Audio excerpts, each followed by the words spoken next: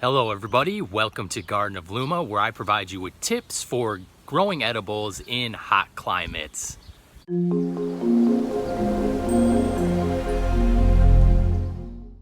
Hello everybody, Joe here with Garden of Luma. In today's video, we're going to take a look at the progress of my fig trees that I rooted from cuttings. If you guys are new to this channel, please subscribe to stay updated on the latest videos. I do a new video every Wednesday and Saturday. So let's talk a little bit about growing figs in a hot, dry climate like the Phoenix, Arizona desert. Fig trees just seem made for this type of climate. They love the heat, they love the sun. It takes a lot of warmth for the fruit to ripen properly to be just sweet and juicy and just excellent like they get here. And so the varieties I'm growing currently are Black Mission, Peter's Honey, and Violette de Bordeaux.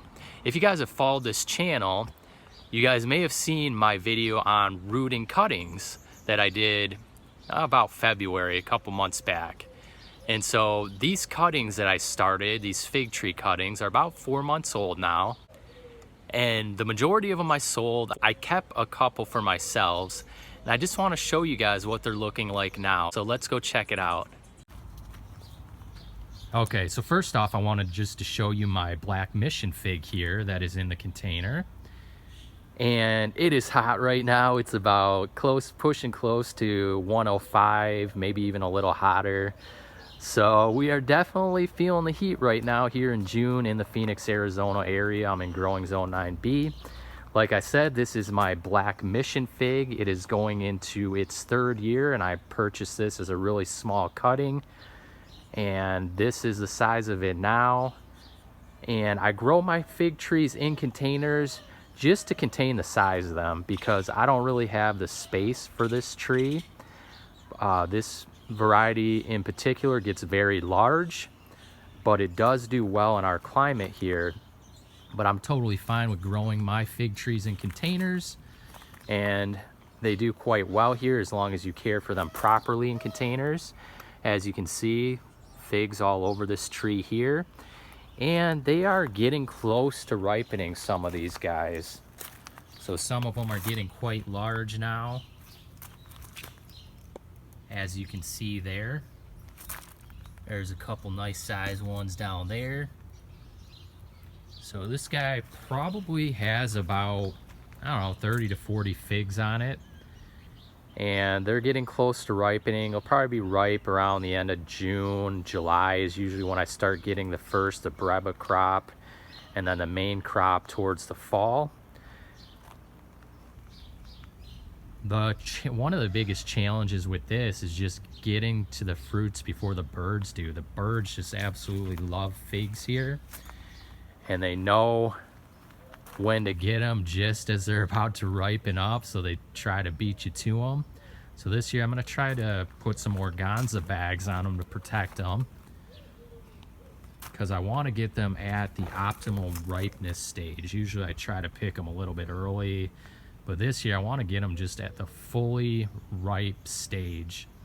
Okay, so behind this, here are the two cuttings.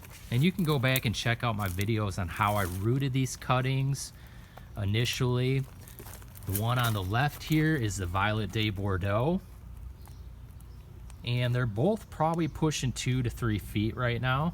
So they've gotten really good size. This is the Peter's Honey fig.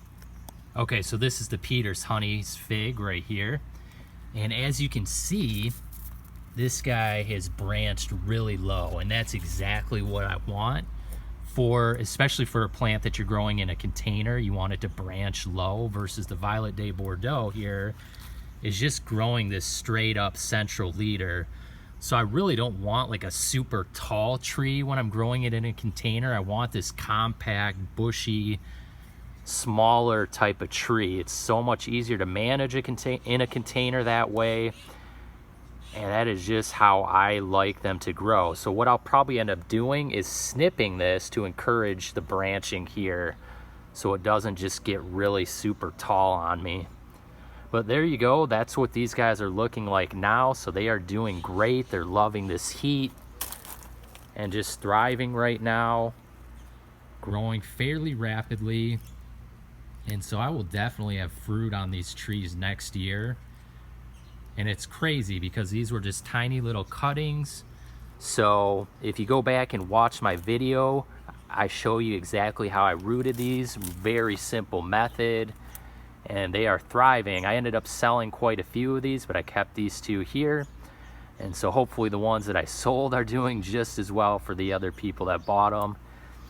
All right, check me out at gardenofluma.com for more tips on gardening and growing fruit trees, especially in hot, dry climates.